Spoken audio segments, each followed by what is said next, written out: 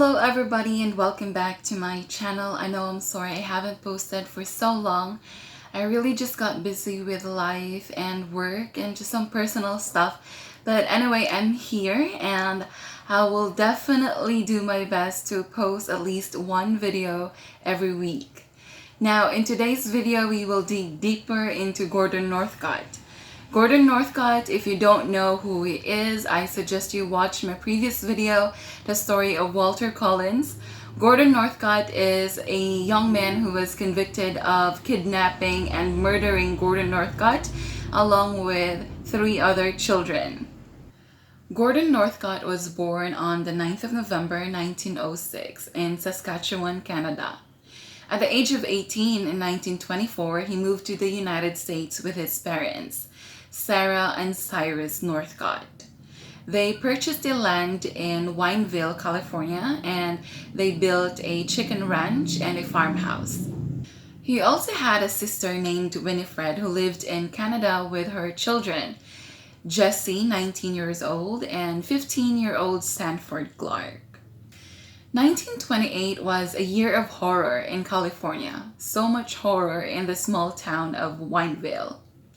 There were a lot of child abductions and murders that were happening. There were even reports that these children were not only abducted and murdered, they were also sexually assaulted. In February 1928, a headless body of a Mexican boy was found in La Puente. A month later, 9-year-old boy Walter Collins disappeared from Los Angeles, California. His mother really fought so hard and just believed all the way that he was alive somewhere. And more onto that story, please do watch my previous video of Walter Collins and his mother's fight in trying to find him alive. 2 months later, in May of that same year, 2 boys went missing. 10-year-old Nelson and his brother, 12-year-old Louis. Weeks later, their parents received notes and letters telling them that these boys ran off to Mexico and that they will not go home until they are famous. But if this was true, then they should have been found in the borders. But there were no sightings of the boys in the borders and even in surrounding areas. The police later concluded that the boys were either forced to write those notes or that those notes were written and directly came from the kidnappers. In September of 1928, 19-year-old Jessie Clark went to the United States to look for her brother, Sanford, who was again 15-year-old at that time. There were reports that Jessie actually went to the chicken ranch directly and found how terrible the situation of her brother was and got really scared of her uncle Gordon Northcott and reported it to the police. There were also reports that Jessie went directly to the police and convinced them to check on her brother. But either way, the police went to the ranch and found Sanford. There was no sightings of Gordon at that time, so they took Sanford with them back in the police station. Sanford later told the police that his uncle had kept him captive.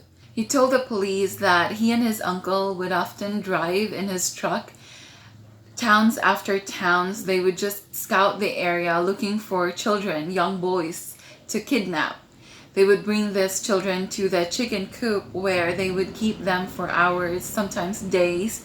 And when his uncle is ready, then he would get these kids and just kill them. With Sanford's claim, the police decided to go back to the ranch and they searched the whole area. They found bones of young children from the area where Sanford said they have buried these children that they've killed. Those bones that they found were later tested and confirmed. There were really bones of young children. They were not able to find Gordon at that time. He fled the country and went to Canada with his mother, Sarah Jane. When I was searching for this case, I just couldn't imagine how difficult it may have been for the police. I mean, This was 1928. The technology is totally different from what we have right now. And this is from United States and Canada. Like, how did they communicate? It was pretty amazing that in that same year, same month actually, in September 1928, they found Gordon Northcott in British Columbia in Canada and took him back to the United States to face the charges. He stayed in the custody of the police until the trial began in January of 1929. During the trial, there were a lot of revelations that were revealed between the relationship of Gordon and his mother. It was reported that his mother would sexually and physically abuse Gordon as a young child. Even with those abuses from his mother, he was still very protective of her. He even wouldn't let her get involved in the case. The media was all over this case. There was so much media attention in Gordon Northcott's trial because of Walter Collins' story. I've also seen a report where Gordon Northcott discharged his own counsel appointed by the court. He tried to represent himself. He denied abducting and murdering all these children. It was reported at least 3, as many as 20 young boys.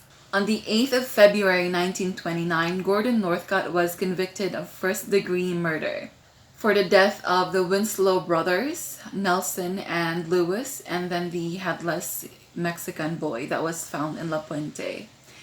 For Walter Collins, it was Gordon's mother who pleaded guilty, and she was sentenced to life, while Gordon Northcott was sentenced to death by hanging. He was hanged in San Quentin on the 2nd of October 1930.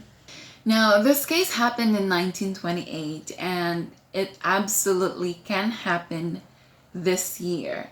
I mean, I'm not wishing for it, absolutely not. But I am just putting it out there that it can happen. Terrible things happen. And the more we share these stories, the more we talk about them, the more people will be aware. The more people will be able to get ready and just prepare themselves for the worst possible things that can happen. Gordon Northcott abducted and murdered young boys as young as 5 years old, and Lewis was 12 when he was abducted and murdered by Gordon as well. Now, these young boys, they are like a sponge that whatever you teach them, whatever they experience at the early stage of life, they will carry that out until they get old. Like Gordon, for example, he was physically and sexually abused by his mother at a very young age, and he carried those trauma when he got old. Maybe I don't know how it is really, of course, but maybe he thought that the only way to escape what happened, or the only way to relieve what happened, is to abduct other children as well. There were also reports that his mother helped him with his crimes, and that is why she pleaded guilty for Walter Collins' disappearance and presumed death. Walter Collins' body was never found, and Gordon Northcott never admitted to murdering Walter as well. This story is really tragic, that it's not only the family of the children who were traumatized and who suffered, but the whole community in Wineville. They decided to change the name of the town. On the 1st of November 1930, Wineville changed its name to Mira Loma, which means a view from the hill. That is to make people remember the town as a view from the hill and not the town of those murders, those children who were murdered at the chicken ranch. As always, thank you so much everyone for watching and listening to another video. I hope you guys have a great weekend. Stay safe and stay home. See you on my next video. Bye!